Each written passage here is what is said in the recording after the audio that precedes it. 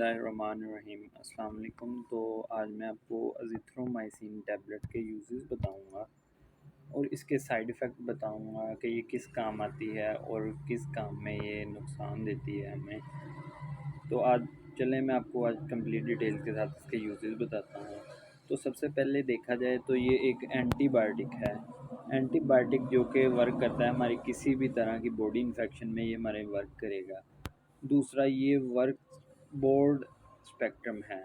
Bacteria works on bacteria, bacteria में काम करता है, बैक्टीरिया को किल करता है। बैक्टीरिया को किल करता है, नॉट वायरस। वायरस को नहीं ये किल करेगा। जस्ट बॉडी में जो भी किसी भी तरह का बैक्टीरिया होगा या बैक्टीरिया से जो इन्फेक्शन हुई होगी ये उसे ख़त्म करेगा और दूसरी तरह की कोई इन्फेक्शन को नहीं ख़त्म होगा। ये ब्रॉड स्पेक्ट्रम एंटीबायोटिक है, ठीक है।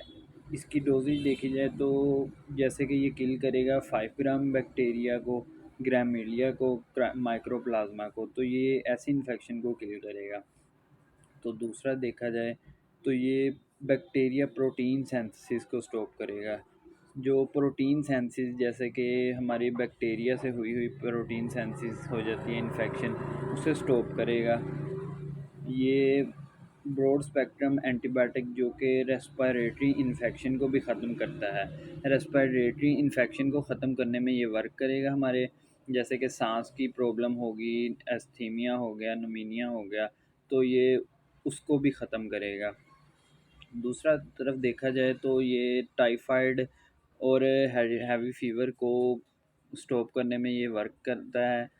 काफ़ी डॉक्टर्स भी रेकमेंड करेंगे ये एजिथ्रोमाइसिन, बिकॉज़ ये एंटीबायोटिक है ना, तो ये नमूनिया में और टाइफाइड में दोनों में वर्क करेगा।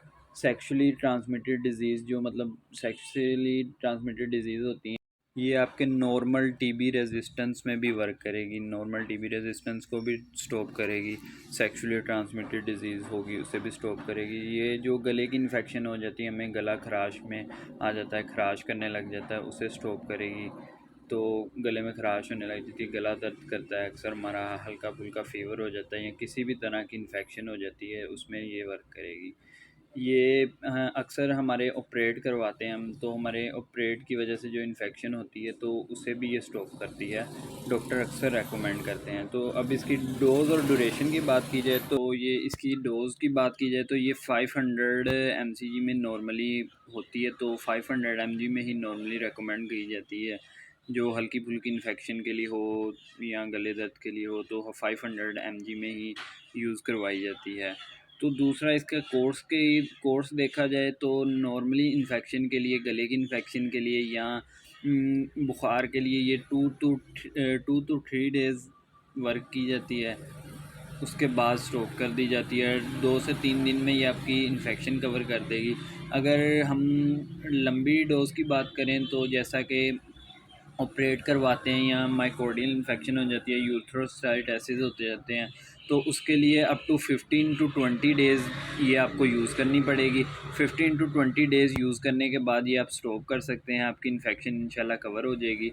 तो हल्की फुल्की जो इन्फेक्शन होती है या फ़ीवर या गले का दर्द करना, गले में इन्फेक्शन हो, रेस्पिरेटरी प्रॉब्लम हो, तो उसके लिए up to 2 to 3 days use करें तो इंशाल्लाह आपको फ़र्क महसूस होगा। तो ये बिल्कुल एक सेफ़ मेडिसिन है। सेफ़ मेडिसिन है, इसका कोई साइड इफ़ेक्ट नहीं है। तो इसका अगर कोई साइड इफ़ेक्ट है भी तो वो हम आपको बता सकते हैं, आपके साथ शेयर करेंगे। साइड इफ़ेक्ट इसके हैं जो वो है कि डायरिया, अक्सर डायरिया हो जाता है, बिकॉज़ जो पेट के हार्मफुल बैक्टीरिया होते हैं ना, या वो भी किल कर देता है। बिकॉज़ आपको पहले भी बता चुके हैं कि जो बैक्टीरिया को किल करेगी, ये सिर्फ एंटीबायोटिक जो होएगा, ये broad spectrum antibiotic bacteria kill करने के लिए होता है, वायरस के निकलने के लिए नहीं होता। तो ये पेट के जो हमारे अच्छे बैक्टीरिया होते हैं उन्हें किल कर देगी, जिसकी वजह से हमें डायरिया हो जाएगा। तो दूसरा इसका साइड इफ़ेक्ट देखा जाए तो हेयरिंग सेफमेंट में ये साइड इफ़ेक्ट करती है और ये एक बिल्कुल सेफ़ मेडिसिन है। अक्सर हार्ट बीट अक्सर तेज़ कर देती है, बस इसके अलावा ये कोई नुकसान नहीं देती। बिल्कुल सेफ़ मेडिसिन है, इसका कोई साइड इफ़ेक्ट नहीं है।